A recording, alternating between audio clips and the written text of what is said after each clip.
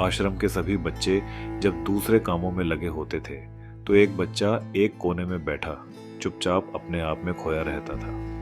वो अक्सर किसी से ज्यादा बात नहीं करता था। आश्रम की सभी जिम्मेदारियां पूरी करने के बाद जहां सभी बच्चे पूरी दिन की घटनाओं की चर्चा करने लगते, वहीं पर वो शांत रहने वाला बच्चा एक बरगद की पेड़ के नीचे बैठकर ध्यान करने लगता। सभी बच्चों को आश्चर्य होता था क्योंकि उसका कोई दोस्त नहीं था। वो अक्सर आश्रम में अकेला ही घूमता रहता था। ये देखकर उसके गुरु को बड़ी प्रसन्नता होती थी।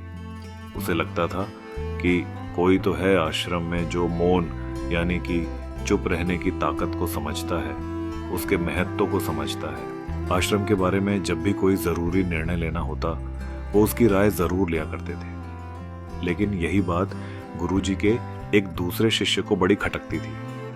वो गुरुजी का प्रिय शिष्य बनना चाहता था, इसलिए वो गुरुजी के सामने दूसरे बच्चों के कामों में कुछ ना कुछ कमियां निकालता रहता था, जिससे गुरुजी उसे महान समझने लग जाए। अक्सर वो अपनी जिम्मेदारियां पूरी तरह से निभाने का दिखावा भी करता, चाहे उससे कोई सलाह ना भी मांगे, लेकिन फिर भी वो उन्हें अपनी सलाह देता रहता था। वो बहुत वाचाल शिष्य था और आश्रम के दूसरे सभी बच्चों में बहुत प्रसिद्ध भी था, क्योंकि वो सबसे हंसी मजाक करता रहता था, उनसे दिन भर बातें करता रहता था, इसलिए उसकी सबसे दोस्ती हो गई थी। लेकिन जब आश्रम के गुरु उसकी राय ना लेकर दूसरे बच्चे की राय लेते थे तो ये बात उसे बड़ी खटकती थी। उसे ये लगता था कि वो उस दूसरे बच्चे से ज्यादा बुद्धिमान है, लेकिन गुरुजी फिर भी उसकी तरफदारी करते हैं। ऐसा नहीं था कि गुरुजी को उस वाचाल शिष्य के स्वभाव के बारे में पता नहीं था, लेकिन गुरुजी उसे अपने तरीके से सीख देना चाहते थे, ताकि उसकी ज्यादा बोलने की आदत, दिखावा करने की आदत और दूसरों में कमियां निकालने की आदत खत्म की जा सके। असल में हर सच्चे गुरु की यही इच्छा होती है। वो किसी तरीके से उस वाचाल शिष्य को एहसास कराना चाहते थे कि चुप रहने से ही उस असीम सत्य को जाना जा सकता है। उस विराट का एहसास चुप होकर ही किया जा सकता है। एक दिन गुरुजी को एक तरीका सूझा। उन्होंने आश्रम के सभी बच्चों को अपने पास बुलाया और कहा कि मैं तुम सभी को दो दो हिस्सों में बांटकर अलग अलग गांव में भिक्षा मांगने के लिए भेज रहा हूं, और जो भी दो बच्चे सबसे ज्यादा भिक्षा मांग कर लाएंगे उन्हें आश्रम के कार्यों को करने से संबंधित महत्वपूर्ण दायित्व दिए जाएंगे। इसलिए कोई भी शिष्य इसे औपचारिकता में ना ले, वरना वो अपने जीवन का बहुत बड़ा ज्ञान खो देंगे। आश्रम के गुरुजी ने जानबूझकर वाचाल शिष्य और चुप रहने वाले शिष्य की जोड़ी बना दी। वाचाल शिष्य के मन में सिर्फ एक ही बात चल रही थी कि इस बार उसे मौका मिला है और इस बार वह गुरुजी को दिखा देगा कि वह उस चुप रहने वाले शिष्य से कितना ज्यादा प्रतिभावान है। दोनों शिष्यों ने आपस में अपनी सहमति से निर्णय लिया कि दोनों गांवों के अलग अलग कोनों से भिक्षा मांगना शुरू करेंगे, ताकि भिक्षा मांगने का काम जल्दी खत्म किया जा सके। चुप रहने वाला शिष्य हर द्वार पर जाकर अपने हाथ जोड़कर अपना भिक्षा का पात्र लोगों के सामने कर देता। उसके चेहरे पर एक सादगी और उसकी आंखों में एक एकांत होता था, जिससे भिक्षा देने वाले उसे भिक्षा देकर अपने आप को अनुग्रहित महसूस करते। वहीं पर दूसरा वाचाल शिष्य हर द्वार पर जाकर उनको कुछ ना कुछ ज्ञान देने लगता था, जिससे अधिकांश लोग उसे बिना भिक्षा दिए ही लौटा देते थे। पूरे गांव में भिक्षा मांगकर जब दोनों गांव के बीच में मिले तो वाचाल शिष्य ने देखा कि चुप रहने वाले शिष्य के पास उससे दुगनी भिक्षा थी। ये देखकर उसे मन ही मन बहुत धक्का पहुंचा। लेकिन जब वो दोनों भिक्षा का सामान लेकर आश्रम की तरफ जा रहे थे, तब वाचाल शिष्य को एक चालाकी सूझी। उसने चुप रहने वाले शिष्य से कहा कि हमें अपनी भिक्षा एक ही थैले में डाल लेनी चाहिए। गुरुजी ने हम दोनों को एक साथ भिक्षा लाने को कहा था। चुप रहने वाले शिष्य ने अपनी सारी भिक्षा उसके थैले में डाल दी। वाचाल शिष्य मन ही मन बहुत खुश हो रहा था कि ज्यादा भिक्षा हम में से किसने मांगी किसको मालूम, और मन ही मन बहुत खुश हो रहा था। उसे लग रहा था कि गुरुजी मुझे इससे कम प्रतिभावान समझेंगे, इसलिए उसने ये तरकीब लगाई। सभी शिष्यों के आने के बाद संध्या के समय जब सभी की भिक्षा तोली गई तो इन दोनों शिष्यों की भिक्षा सबसे ज्यादा निकली।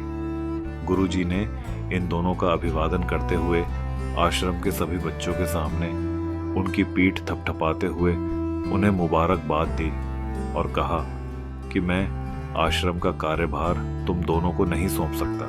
इससे आपसी मतभेद होने का खतरा रहता है। इसलिए तुम दोनों में से जो ज्यादा भिक्षा लेकर आया है, आश्रम की जिम्मेदारी उसे ही सौंपी जाएगी।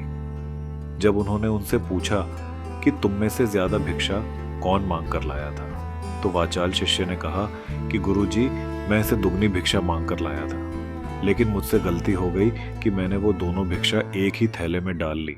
मुझे नहीं पता था कि आप ऐसा निर्णय लेने वाले हैं, वरना मैं अपने भिक्षा का थैला अलग रखता। इस पर गुरुजी ने चुप रहने वाले शिष्य से पूछा कि क्या तुम इस बात से सहमत हो? क्या तुम इससे कम भिक्षा लेकर आए थे? ये सुनकर चुप रहने वाले शिष्य ने कहा कि गुरुजी, मेरे पास ऐसा कोई साधन नहीं है जिससे मैं ये साबित कर पाऊं कि मैं इससे ज्यादा भिक्षा लेकर आया था। असल में ये उल्टा बोल रहा है, दुगनी भिक्षा मैं लेकर आया था, ये मुझसे आधी भिक्षा लेकर आया था और इसी ने ही मुझसे भिक्षा एक थैले में डालने की बात कही थी। आश्रम से कुछ दूरी पर एक पहाड़ी थी जिसके पीछे सूरज अभी अभी संध्या के समय ढल रहा था। गुरुजी को तो पता था कि सच कौन बोल रहा है, लेकिन बाकी बच्चों के सामने सच साबित करने के लिए उन्होंने उन दोनों से एक सवाल पूछा कि पीछे पहाड़ी पर तुम्हें क्या दिखाई दे रहा है। यह सुनकर वाचाल शिष्य झट से बोल पड़ा कि गुरुजी, पहाड़ी के पीछे सूरज अपना रंग बिखेर रहा है, आसमान में लालिमा छाई हुई है, ये बहुत ही सुंदर दृश्य है। वो तो और भी बहुत कुछ कहना चाहता था, लेकिन गुरुजी ने उसे चुप करते हुए दूसरे शिष्य से जवाब जानने के लिए जब उसकी तरफ देखा तो उसकी आंखों में आंसू भरे हुए थे। श्रद्धा, भक्ति और प्रेम से उसकी आंखें भर आई थी। गुरुजी को उससे पूछने की जरूरत ही नहीं पड़ी। मजे की बात यह है कि सुंदरता बोलकर नहीं बताई जा सकती, उसे तो केवल महसूस किया जा सकता है और सामने वाला उस सुंदरता को आपकी आंखों में ही देख पाता है।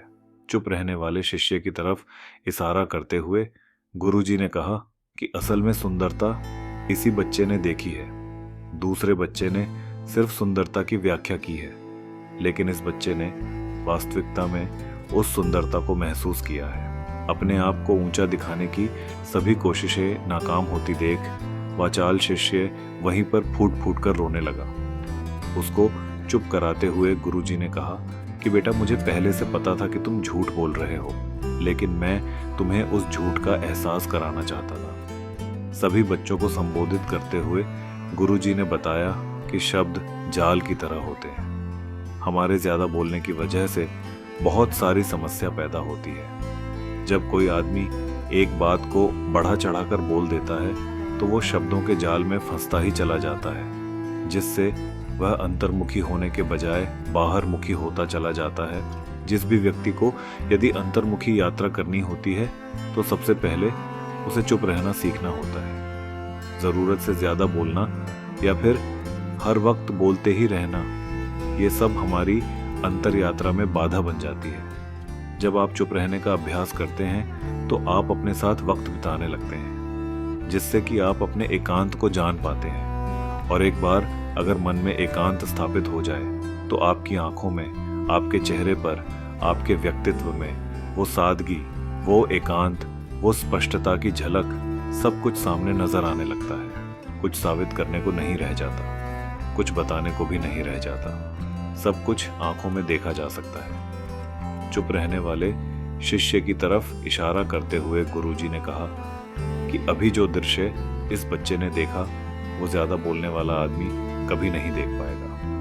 वो अपनी बुद्धि से तर्क वितर्क करता रहेगा कि उसे क्या क्या दिखाई दे रहा है। अगर चुप रहने की कला सीखनी है तो तुम्हें सबसे पहले एक बात ध्यान रखनी होगी कि तुम्हें किसी को भी प्रभावित करने की कोशिश नहीं करनी है। ज्यादातर लोग इसी वजह से ज्यादा बोलते हैं क्योंकि वो दूसरों को प्रभावित करना चाहते हैं, अपने आप को साबित करना चाहते हैं और उस साबित करने के चक्कर में वो शब्दों के जाल में फंसते चले जाते हैं और धीरे धीरे वही उनकी आदत बन जाती है। अगर कोई व्यक्ति दूसरों को प्रभावित करना चाहता है तो वो कितने लोगों को प्रभावित कर पाएगा, उसकी ये भूख बढ़ती जाएगी और वो इस संसार में सभी को कभी भी प्रभावित नहीं कर पाएगा। इसलिए ये समझने की बात होती है कि बहिर्मुखी होने की बजाय हम अंतर्मुखी होकर अपने आप को समझ सकते हैं। अपनी बातों को खत्म करते हुए गुरुजी ने अपना आखिरी संदेश दिया। उन्होंने बताया कि अगर कोई व्यक्ति ज्यादा समय तक चुप नहीं रह सकता तो उसे थोड़े समय से अभ्यास करना चाहिए। दृढ़ संकल्प लेकर किसी व्रत की भांति दिन में कुछ समय या फिर हफ्ते में कुछ समय या फिर एक दिन चुप रहने का अभ्यास जरूर किया जाना चाहिए। इससे हमारी चुप रहने की आदत धीरे धीरे खुद ब खुद पनपने लगती है, क्योंकि एक बार जब हम चुप रहने लगते हैं तो हमें चुप रहने का आनंद पता चल जाता है। उसके बाद हमें प्रयास नहीं करना पड़ता, बल्कि हमारा मन आनंद की तरफ अपने आप बढ़ता चला जाता है। चुप रहने की कला सीखने के बाद आपकी बुद्धिमानी और आपकी स्पष्टता दोनों में बहुत ज़्यादा फायदा होगा।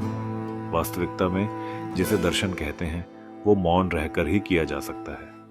इसके बाद सभी बच्चों से कुछ समय चुप रहने का संकल्प लेकर गुरुजी ने अपनी बात खत्म कर दी और सभी बच्चे रात्रि का भोजन करने के लिए एक साथ भोजन कक्ष में पहुंच गए। तो दोस्तों, कैसी लगी ये कहानी आपको? कमेंट सेक्शन में ज़रूर बताना, और अच्छी लगी तो इस चैनल फैक्ट फ्लिक्स अंकल को सब्सक्राइब ज़रूर कर लेना। ऐसा ना हो कि खो जाए हम YouTube के चैनल्स की अनंत भीड़ में। तो मिलते हैं ऐसी ही किसी आध्यात्मिकता से जुड़ी अगली कहानी में। तब तक के लिए अपना ख्याल रखिए।